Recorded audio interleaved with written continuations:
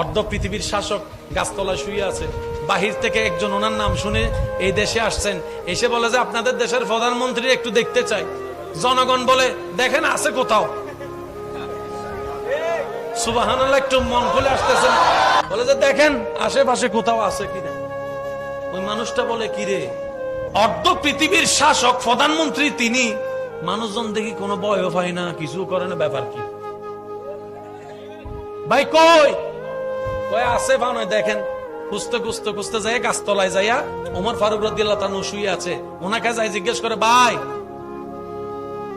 একজনকে খুঁজতেছি, অনেকক্ষণ হয়েছে। সুবহানাল্লাহ বলেন না, পাই না। যে যারে জিজ্ঞেস করে বলে আছে কোথাও, নির্দিষ্ট কেউ ঠিকানা দিচ্ছে না। কই কারে খোঁজেন? কই আমি ওমরকে খুঁজতেছি। কই কি বিষয়? কই না ওনার একটু দেখার, চেহারাটা একটু দেখার ইচ্ছা আছে, চেহারাটা একটু দেখার ইচ্ছা। সুবহানাল্লাহ বলেন, ওনার চেহারাটা একটু দেখার ইচ্ছা আছে। অর্ধ পৃথিবী শাসন করে, একটু দেখি না বাদশাটা কেমন। সামান্য চিরাঙের বাদশা হইলে তো সেরকান ফাসকান দোকানের মালিক হইলে তো বসা থাকে, আর ফকেটে যদি একটা আপেল কাটা ফোন থাকে তাইলে তো কথা কখনোর আগে মানুষের দেখায়, কয় 1.5 লাখ 1.5 লাখ। আর হাতে যদি স্মার্ট ওয়াচ থাকে, জীবনও আর ফোন রিসিভ করে না। হ্যালো, কারণ কিনছি এটা তো দেখাইতে হবে, কথা বলেন ঠিক না? চেহারাটা একটু দেখতে চাই। বলে যে আপনি যে উমরকে খুঁজতেছেন,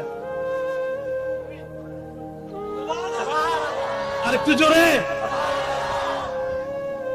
অর্ধ পৃথিবীর শাসকের সাথে আপনার কাফর সুফর চেহারায় তো মিল নাই, ব্যাপার কি? আপনার বডিগার্ড কই? আপনার রাজসিংহাসন কই? আপনার তাজমহল কোথায়? আপনার সেই খাট কই? আপনার সেই চেয়ার কই? ওমর ফারুক রাদিয়াল্লাহু তাআলা বলেন, তুমি যা বলছো, যা দেখতে চাচ্ছ, এগুলা জনগণের হক, এগুলা জনগণের অধিকার, এগুলো জনগণের অধিকার। সুবহানাল্লাহ বলেন। আমি যদি চেয়ার বানাতে মন চাই, জনগণের টাকা দিয়ে আমার চেয়ার বানাইতে হবে, আল্লাহর কাছে কি জবাব দিব? আমি সেই কাজ করব না, আর আমি তো কারো কোনো ক্ষতি করি নাই, আমার এরকম গার্ডেরও দরকার হয় না।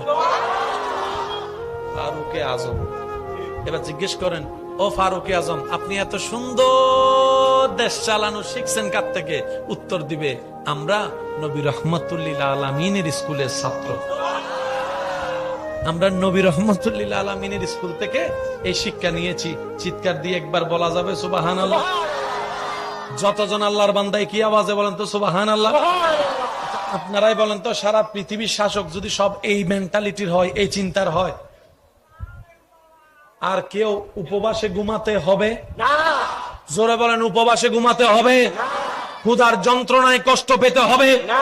ইফতিজিং থাকবে, দর্শন থাকবে, আর হাজানি থাকবে, ঘুম থাকবে, কিচ্ছু থাকবে না। আপনি দরজা খোলা রেখে ঘুমে যেতে পারবেন।